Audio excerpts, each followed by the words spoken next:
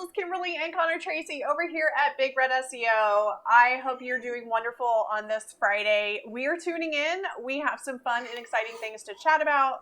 Connor's going to be doing some testing really quick technology-wise. Bailey's foot is on the cord, just giving you a heads up. She wants to be part of the conversation. Well, you know, you made her the caption image at the very beginning. Yes, we've been playing with images as well as treats.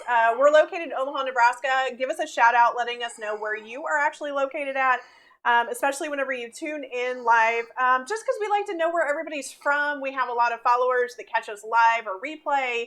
If you're here live, thanks for tuning in. If you're replay, welcome. We appreciate you, whether it's we're here live or you're watching us recorded where you can pause us and start, pause us and start.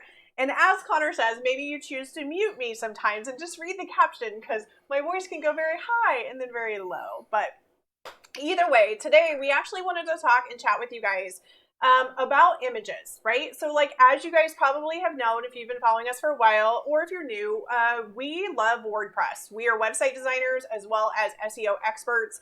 Those are our two areas that we like to play in our playgrounds quite a lot, right? And with any website, it always comes down to what images do you select? How do you select them? We've been doing this gig for over 9 years. I think almost 10, honestly. I'll have to check. We were supposed to buy cupcakes and celebrate. And then COVID hit, and then we were going to do a celebration. But either way, you know, we've been doing this for quite a while. So even as us as designers, we've kind of expanded to the just putting up stock images to put up stock images in a website, because then like some websites, that's just doable. They don't need to like think about what emotion are you trying to evoke and how powerful are the images. Versus now, like we actually look at the intention from the client to figure out what is the end goal for the end users? Are you wanting them to convert? Are you wanting them to fill out a contact form? Are you wanting them to just kind of be happy when they come to your website? Are you wanting them to be mad and agitated when they come to the website? Because some services actually make sense to evoke that emotion. Are you wanting them to be so angry that they step into action? Or are you wanting them to feel like they belong in a world that sometimes can feel isolated, even though we have billions and billions and billions of people on the planet, right? Yep. In either case, it's important to state that images are powerful. It's just a matter of what way you direct that power and what way you direct that intention, specifically with the hopefully it's in line with the intention and mission for your company, right? But today we wanted to dive in because you can either attract people to stay in your website and they'll stay for a long time if there's the right impactful images based on what you're trying to do, or you can actually get them to leave immediately and never want to come back, and or they'll actually take rebellious action and maybe talk to you not so great on social media or tell somebody not so great, or they might actually give you a really bad review based on your images, and or they might actually report you based on the images too, right? Because there are some images that are borderline of acceptable and not acceptable, and we realize it's all based on opinion and bias, right? However, you do have to take a moment and kind of think about what is it that you're actually wanting to do with your images so they can have the biggest impact, correct? Yep. Yeah. No, I think you nailed all of that. There's a whole lot of words. And our episode is done. No, just joking. Just joking. I mean, definitely the emotion end of things is a big, you see it in any kind of commercial, whether it's a movie. I mean, when you're dealing with movies, of course, you're dealing with music scores and minor keys and major keys, and those invoke their own emotions and stuff like that. So when you're doing social media campaigns, you're doing video campaigns, that music also plays a factor in there too. Yeah. But the images are a huge part of that initial, you know, they've said over the years, it's always been an image is worth 1,000 words, or something similar to that. And it's true. I mean, with that image, you can cover, you know, everything that you want to talk about. Some of the issues that come up, though, when you're dealing with the image, of course, it's not just the right image or the right format, whether it's a JPEG or a PNG or a WebP or whatever else, but just from sizes and dimensions, you know, is it crispy? Is it blurry? Is that the stuff you're supposed to go after? Bailey's is trying to be on camera, so she knows her image was used in our main media. She's like, "Where's my seat, Mom? Like, where is my seat?" Well, don't knock anything over, I know. I'm trying to make sure that she's got enough space to do her. Okay. Yeah. So sizes, dimensions, those are all going to be factors, and every one of the places runs something different. Yeah. So Facebook has their own size for your cover banner at the top of your business page. Right. It has a different size when you're dealing with a post. It has a different size if you're running an advertising campaign with a post. It has a different size if you're just in the news feed stream. And then Google has their own stuff for their Google size posts. And, you know, generally what we've found is the 1920 by 1080 works across most platforms. On Twitter, it gets cut down just a little bit, and that's okay. Yep. On Google Posts, the sides get cut off a little bit, and depending how you structure your image, it's going to be okay. But then, of course, we have a whole different topic of things, from copyrights and terms of use, and what is and what isn't. And yeah, and I think at the end of the day, guys, actually it's like not at the end of the day. So at the very beginning, you guys really need to decide from your company whether it's a product or it's a service. What are you trying to convey, right? So professional photographers are really good at what they do. We actually have really great relationships with a lot of them. Sometimes the cell phone can do just as good of things whenever it comes down to products or services, right? So, I mean, we're in this world where we can actually take pictures and take impactful pictures of our own, if that makes sense. And then we become the copyright holders of that specific image, right? Or the images used in the site. Whenever you own the image yourself, there's some magical stuff that can happen in an SEO world. So you can already do some SEO on the images, right? But when you own them, what? I'm sorry, guys. I'm in freak out mode because the dog is less than 6 inches. She's a little upset that she's not on video right now, but it's okay. We're rolling, okay? She's rolling around. If this camera falls over, it's her fault. Come here, Bailey. But there's, like, when you own an image yourself and you have full ownership of it, copyright ownership of it, you can do extra SEO, and you can actually beef up the SEO, right? So that's one benefit of doing your own versus a stock image. Stock image, you can still do SEO for sure. However, you have more power if you actually have the copyright yourself. But let's just take a step into, if you do your own images, you really have to figure out not only what is the emotion that you're trying to convey, but how do you want your company represented? Because one image can actually take down your entire reputation of 10 years that you've built up, right? So one message or one thing that somebody might take away from an image can actually destroy a company versus helping them, right? And that's the reason why some of these big box companies have such huge marketing teams, and a lot of them are actually in charge of the images themselves, and they go and they dissect and do the psychological analysis of what to represent and how to represent and what way do we do this and what way do we do that. But then in addition to it, when you use images, especially if it comes down to stock images or your images yourself, the color of the image is really important. So rarely can you actually just snap a picture on your cell phone and be like, oh my gosh, that image is amazing, the lighting's perfect, right? So there might be some editing that you'll want to do in the image, but you have to make sure you don't over edit the image, right? Because then all of a sudden people are like, wait, there's something, and guys, they can scan, you guys can scan these images and know, has that been photoshopped? Has it not been photoshopped? Is that real? Is it not real? And if you have all these images that all of it's photoshopped, people aren't actually going to find that you're an authentic business. They're not going to find that you actually can be trustworthy because everything's been docked or photoshopped to the point where it's not realistic, if that makes sense. Yeah, and there, as you said, there is a certain amount that has to be done, though. Right. So yeah, you have to edit to a certain extent, but here's the deal. This is the reason why all videos that are live are so popular and catching like wildfire, because you can't doctor them, right? So people are connecting with live videos, even if somebody does or flips out, or the dog rolls over and almost knocks over the camera. The point is that it's not edited and it's not doctored. And that's what people are actually thriving for and wanting more now than ever, right? Now Connor's messing up my jam because he's working with the lighting. So, okay. So, well, let me just, as an example. So I'm going to run I'm this. Oh, guys. So this was the opening image, right? Now, there were some modifications done on this. Of course, you can see that the side was blurred, but the grass was made greener because, well, the grass is not as green this week as what it has been. And then also the image of the dog, where her head is and stuff like that, has been lightened up or made less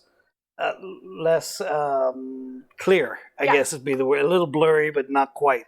Well, and that image specifically was actually captured from my photo or from my phone, right? Right. So like I staged by giving her a cookie, and she was really excited about that cookie to the point where she actually closed her eyes as she took a first bite. And this dog never closes her eyes when she takes her first bite of any food. Her eyes are usually wide open, and she knows exactly where it is.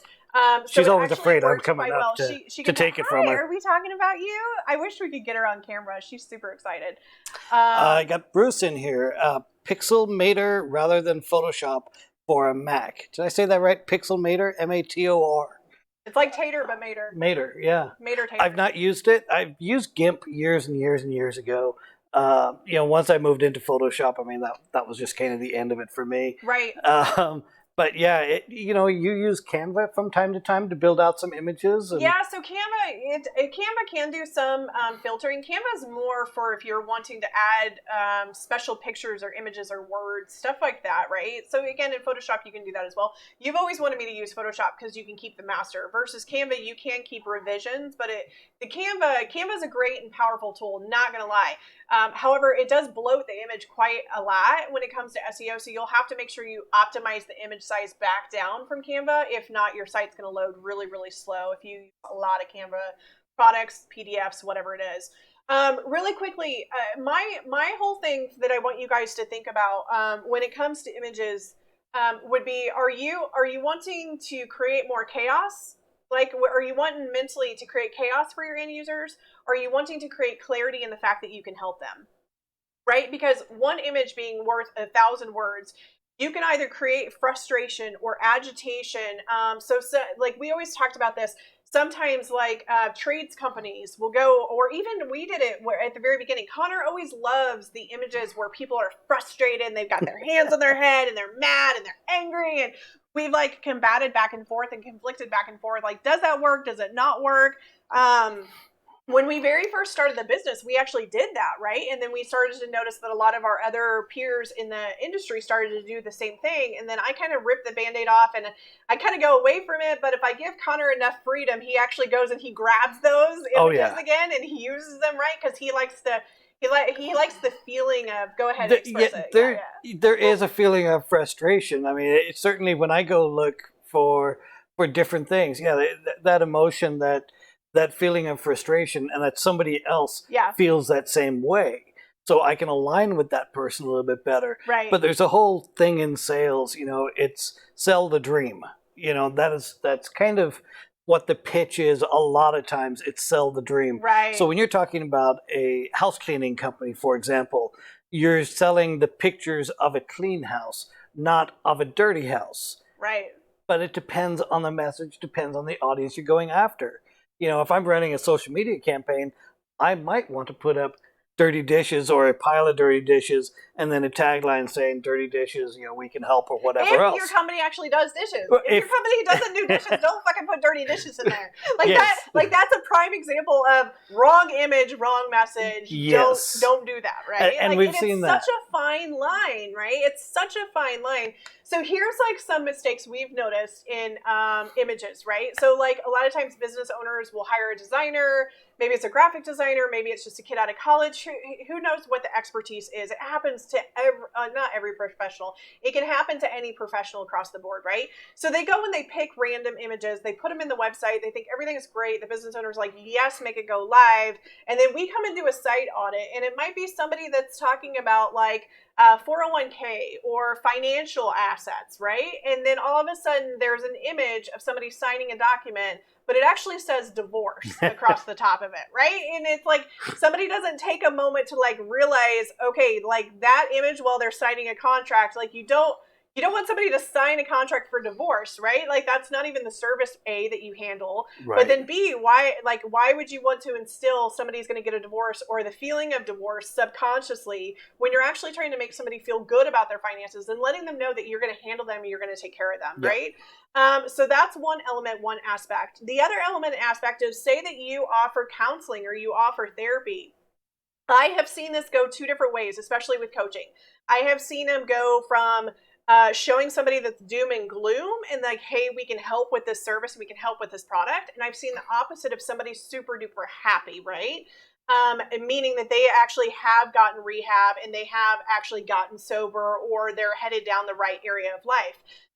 One thing that I don't think that coaches realize, a lot of times they use these images where somebody's standing on the top of a mountain alone, or they're doing some kind of thing with their body alone. In most cases, when it comes to coaching, people already feel alone and isolated. So they don't want to feel alone and isolated anymore, right?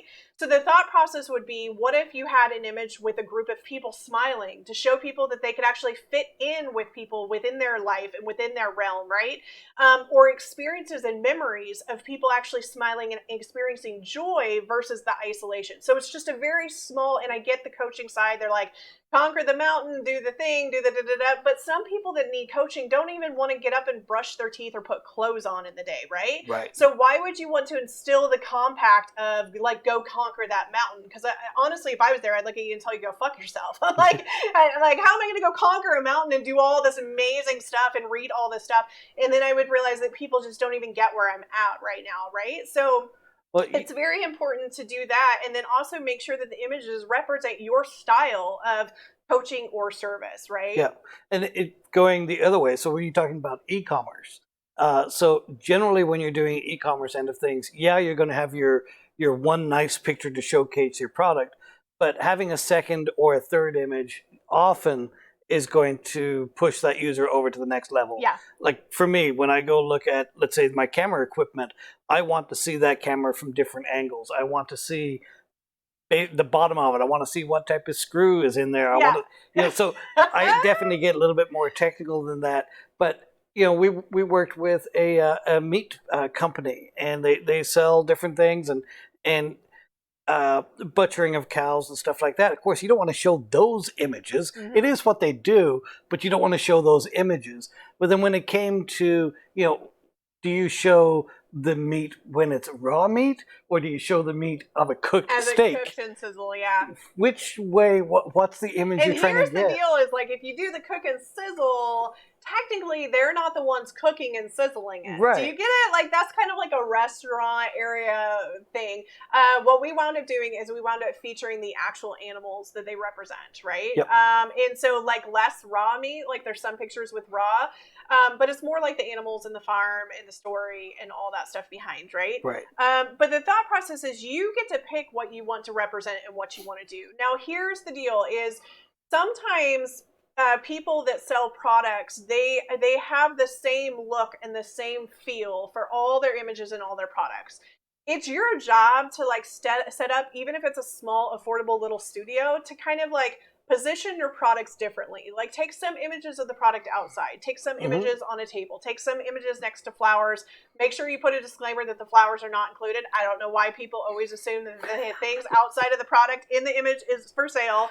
But it's something to take in consideration, right?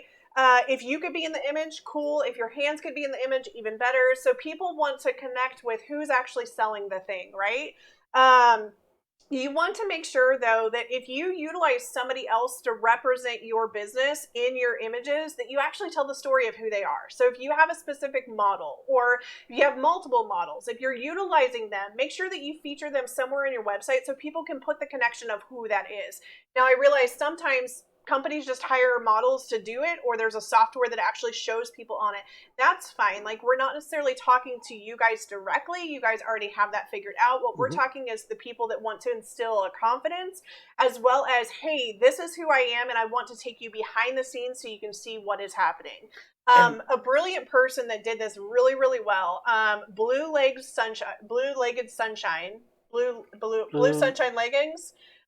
Angie owns it. She's a local company, right? So she sells leggings, and she actually has models, right? And all of her products have specific models that feature these. And when you go, you actually start to see the model on last season versus this season and the season before. And you can actually follow the different models that actually do the products, right?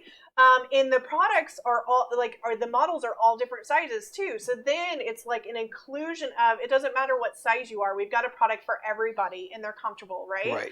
I was always impressed with her images, like how she did it. Yeah, be aware that when you are doing, even if you're just having somebody hold something or whatever, make sure you get a model release form. Yep. Okay, and basically what this allows you to do, depending how you word it, contact your lawyer, get it all done up. Yeah. But essentially, you can use their image, their likeness in any kind of marketing, or you're allowed to use it 100,000 times, and you can't use it more than that. And that's one of the reasons that royalty-free images have that domination out there.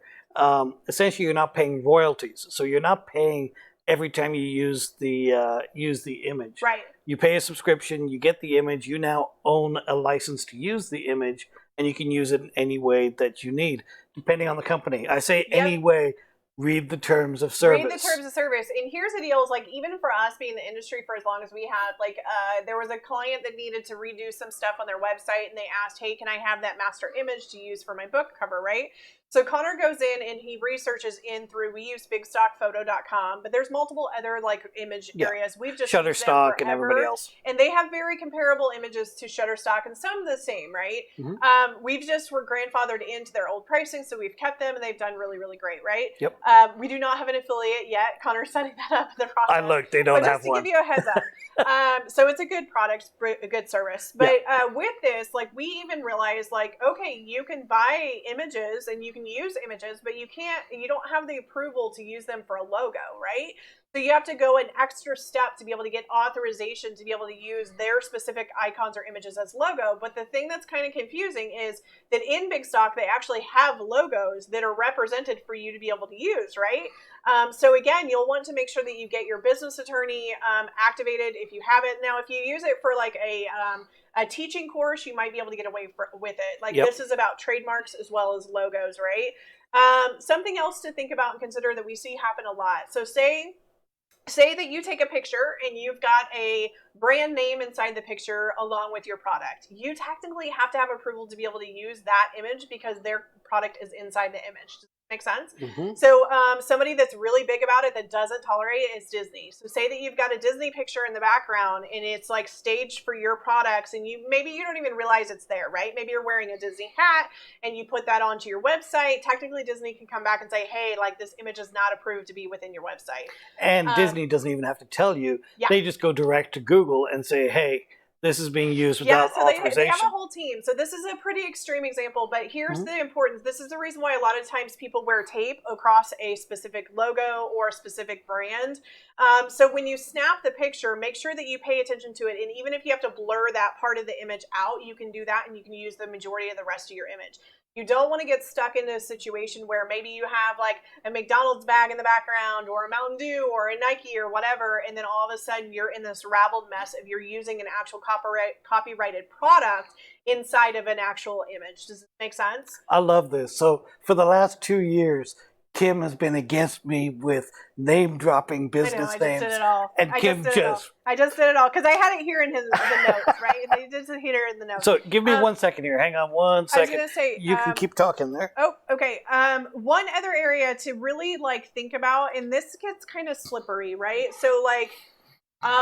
people don't realize this until it comes too late. If you see images on social media and you decide to share that on your social media page, just be aware of who actually has the copyright of the image, right? Like, be aware, like, there's watermarks. If there's a watermark on an image, for purchase, do not put them on your business page. Guys, we have seen this happen time and time again, where businesses have actually gotten fined for using a watermarked image without purchasing it because somebody else used that watermark image and somebody else used that watermark image.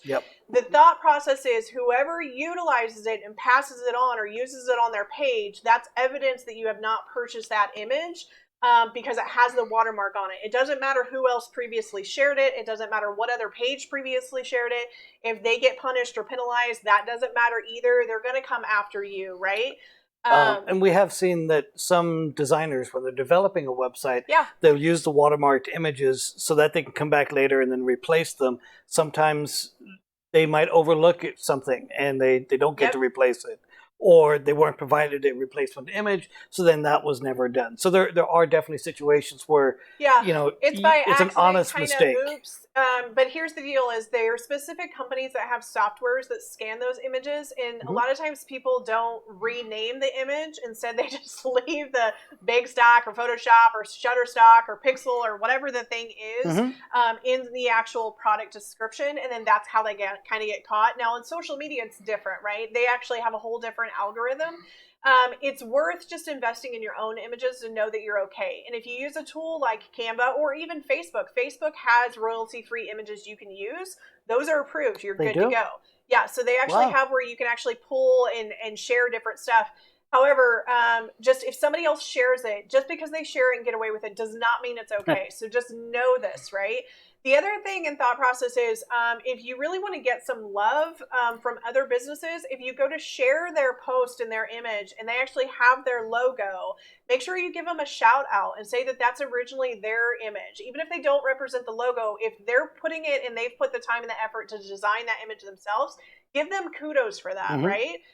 It goes a long way to kind of pat somebody else on the back, and then they'll come back and they'll start following you and or they'll start sharing your stuff too. Because a lot of effort goes into images, and I'm not sure a lot of people realize this, right? It's not just a pick and click and upload, right?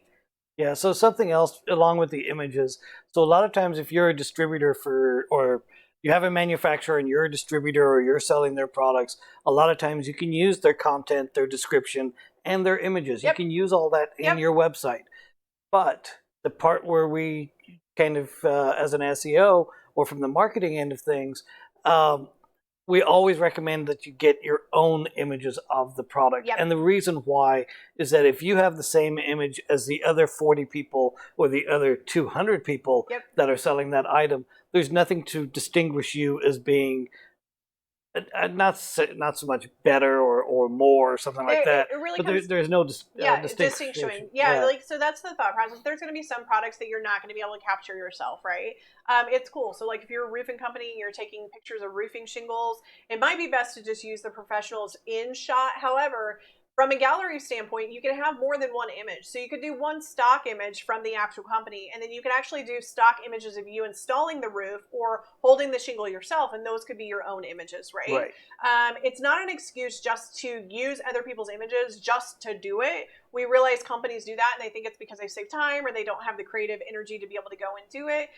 It's well worth it, and you can actually get the extra bonus on SEO from it if you actually own the images yourself.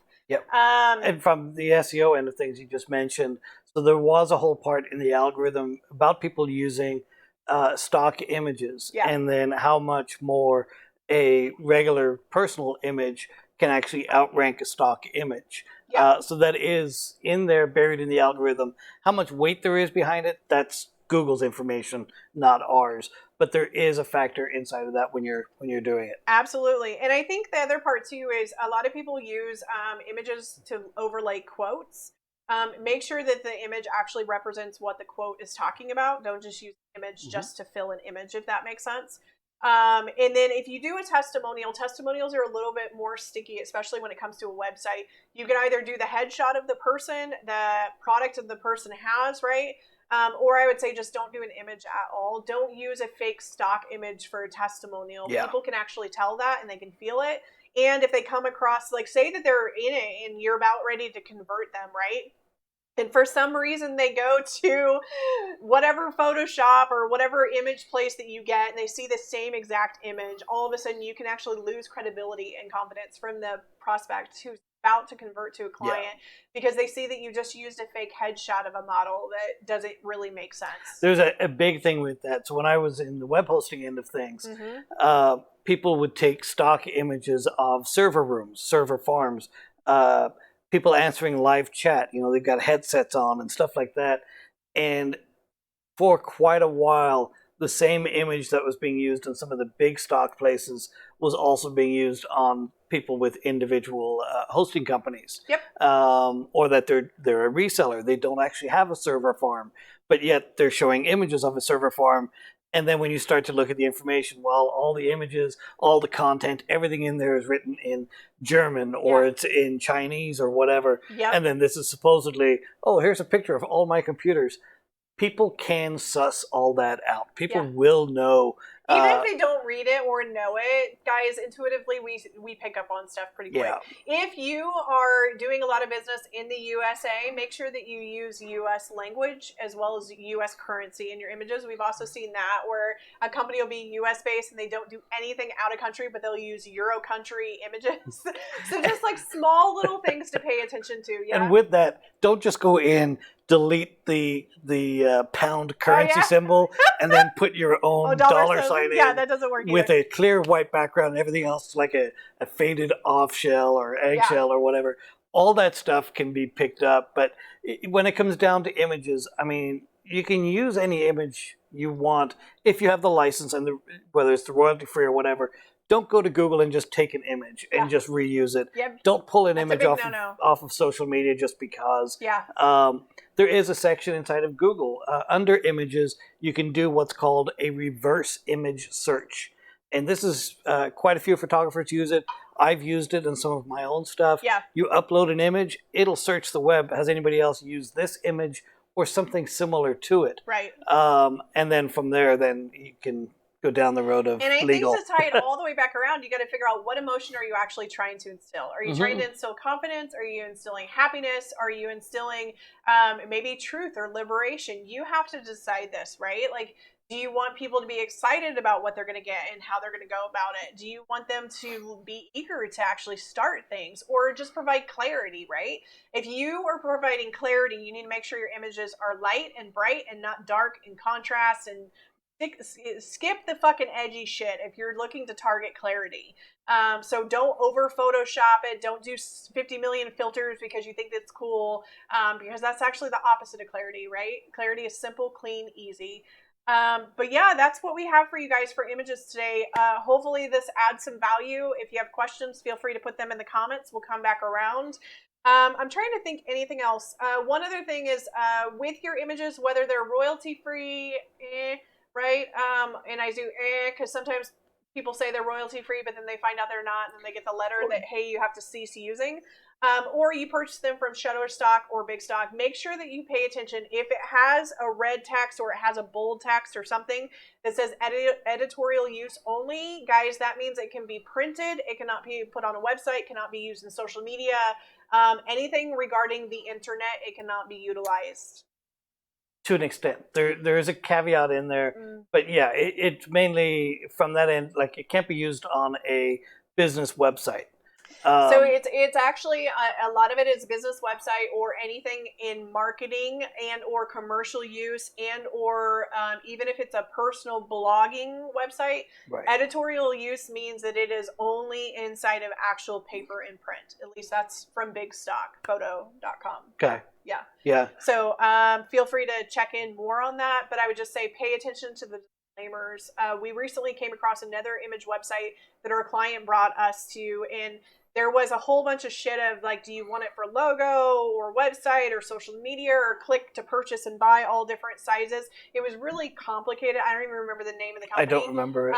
But go with the company that's super simple and make sure that it's clean and clear that you own it. And if you can, when you purchase the subscription, print the terms of service and make sure that there's a date on that. So that way, if they come back and say, hey, you have to remove my image or the image of so-and-so because they're no longer with us, then you can actually say, hey, I purchased them on this date and this is the disclaimer, right? Yeah. Keep a copy of your royalty image. You know, put that into a folder. We do keep Dropbox. it with the actual file name or ID name. Print the screen if that's something else you want to do going the next level. Yep. But there are cases where a photographer will go back and decide, hey, I'm going to remove my images off of this sharing site. Yeah. And that's okay. They can do that. And depending on the terms of service that you've agreed to, it may mean that you have to remove the image off your website or off of commercial products and things like that. Yep. Or it could be that you get to keep using all of that because you bought the license prior to them removing it. So just pay attention. Within all the terms of services, there are caveats, and everyone runs a little bit different. Yep. So just pay attention on that. Perfect. Hope you guys have a great weekend. Thank you so much for tuning in live or the replay, and we will chat with you again soon. Oh, by the way, Make a backup. Make a backup. Yeah, there you go. Make a backup. You go to makeabackup.com and Make a backup. make a backup. Make a backup. Okay, cool. Thanks, guys. Chat soon. See you See ya. later. Bye.